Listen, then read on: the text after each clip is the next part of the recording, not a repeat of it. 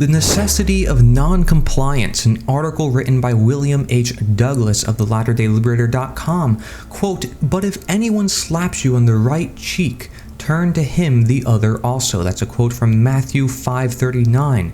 And another quote from Captain America, Amazing Spider-Man number 537 by J. Michael Straczynski. Quote, "Doesn't matter what the press says, doesn't matter what the politicians or the mob says, doesn't matter if the whole country decides that something wrong is something right. This nation was founded on one principle above all else, the requirement that we stand up for what we believe, no matter the odds or the consequences. When the mob and the press and the whole world tell you to move, your job is to plant yourself like a tree beside the river of truth and tell the whole world, no, you move." So I think that's some pretty good quotes to start off with, but what do we mean when we talk about the necessity of non-compliance? Well, the purpose of violence is terrorism. It really is that simple. There is no fundamental difference between a growling dog and a person brandishing a club or a gun, other than the latter walks erectly and has opposable thumbs. The purpose of each action is the same: to terrorize the one being threatened with violence to do what the one threatening violence demands to be done. In short, do what I say or suffer. The state is therefore a terrorist organization because it is based on violence, and it uses violence or the threat of violence to compel obedience from the public. To reiterate, the government uses terror, the fear of it, and its power to maintain control of society. That is, the government uses terrorism to control the public.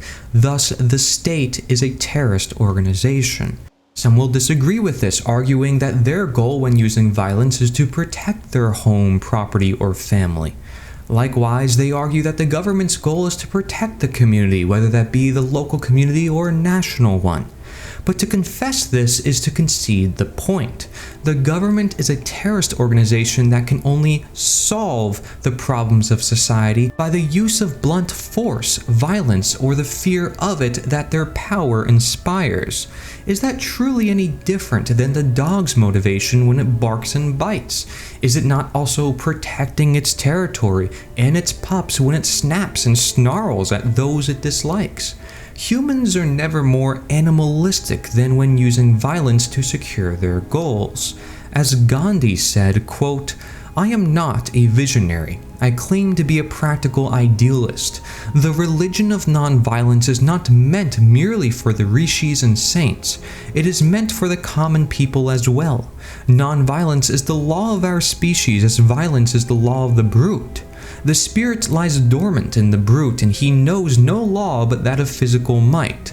The dignity of man requires obedience to a higher law to the strength of the spirit." Quote, "I have therefore ventured to place before India the ancient law of self-sacrifice. For satyagraha and its offshoots, non-cooperation and civil resistance are nothing but new names for the law of suffering. The rishis who discovered the law of nonviolence in the midst of violence were greater geniuses than Newton. They were themselves greater warriors than Wellington. Having themselves known the use of arms, they realized their uselessness and taught a wary world that its salvation lay not through violence but through nonviolence." Quote, "Nonviolence in its dynamic condition means conscious suffering. It does not mean meek submission to the will of an evildoer, but it means the putting of one's whole soul against the will of the tyrant. Working under this law of being, it is possible for a single individual to defy the whole might of an unjust empire to save his honor, his religion, his soul, and lay the foundation for the empire's fall or its regeneration."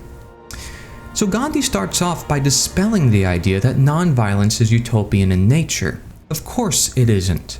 It is in fact eminently practical as the only means by which to bring true and lasting change to a society by transforming the hearts of the people within it.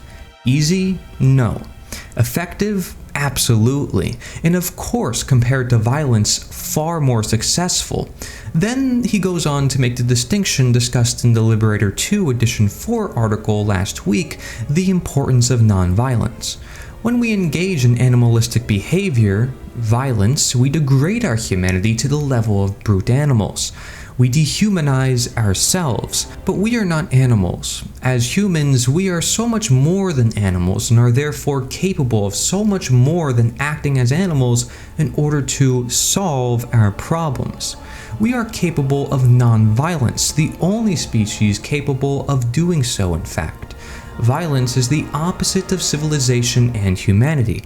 Nonviolence is the essence of civilization and humanity. Any deranged, rabid, mongrel mutt can bite its attackers back. Only humans can choose to be non-violent in the face of violence.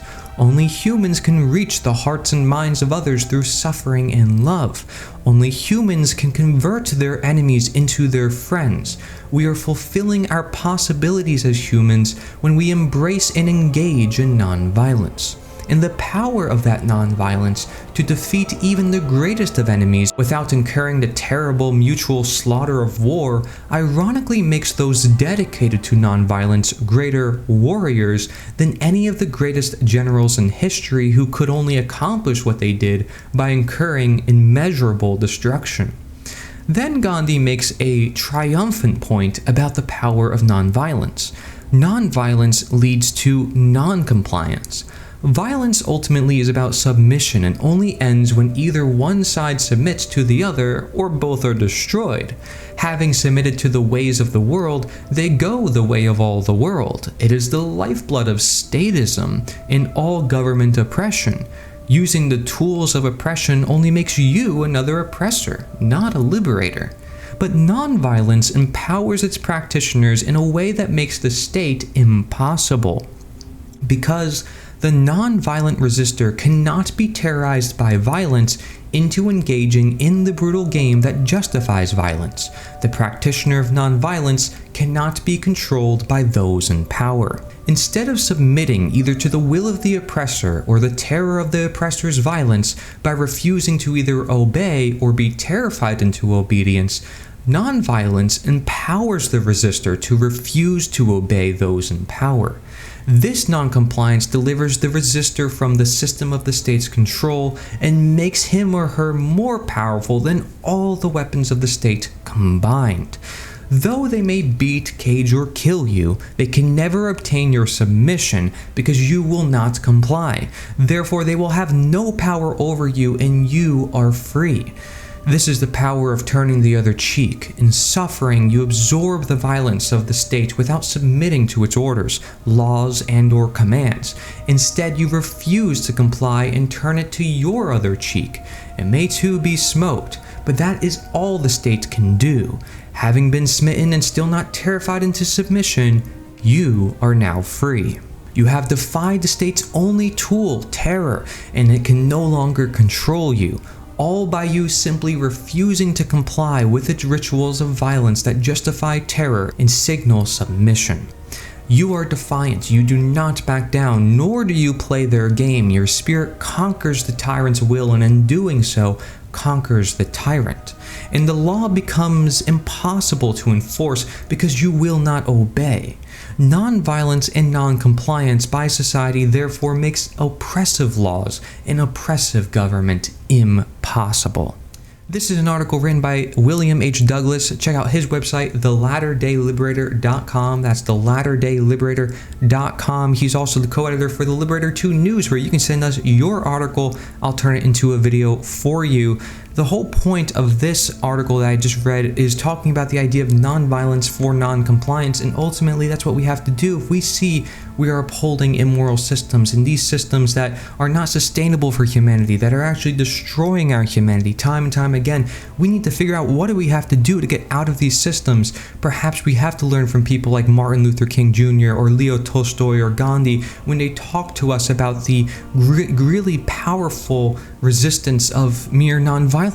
The abolitionists called it non-resistance, and it's funny because it was still resistance, but it's doing so in such a way to realize that they have the moral high ground, and not to flaunt upon that moral high ground, but to say, wait, we are not going to be touched by the matters of this world. We're not going to play this game.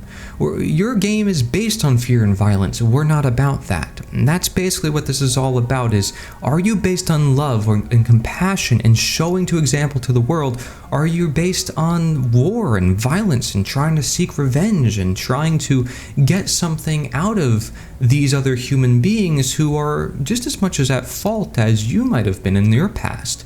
And you can't really blame them. You don't want to go to war with your fellow man. We have to open our hearts. We have to open our minds. We have to think about how do we resist in such a way to open other people's hearts. And this is a very strategic way that has been shown historically. Thank you very much for watching. Let us know your thoughts. I'm totally open to anything you think about this matter. I'm not saying you have to do one way or another. I'm not saying that nobody should have guns. I'm saying that this is a very strategic way to mass organize and demonstrate to the world that there's a problem without causing more of a problem or feeding into any fires that the state and the media can easily ramp up from any occurrence.